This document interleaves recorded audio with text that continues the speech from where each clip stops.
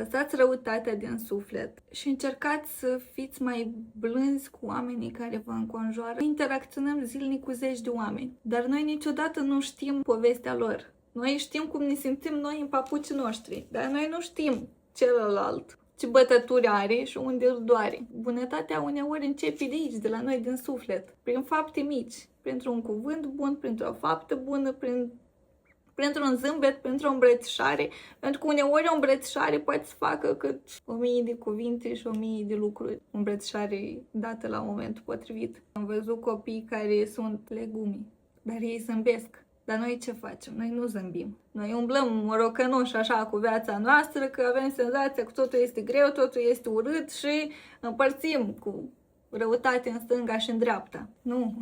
Vă provoc să nu mai faceți asta, vă provoc să scoateți lumina din suflet de acolo, pentru că fiecare dintre noi are lumină în suflet. Fiți buni și aveți grijă de voi și încercați să aveți grijă și de oamenii care vă înconjoară.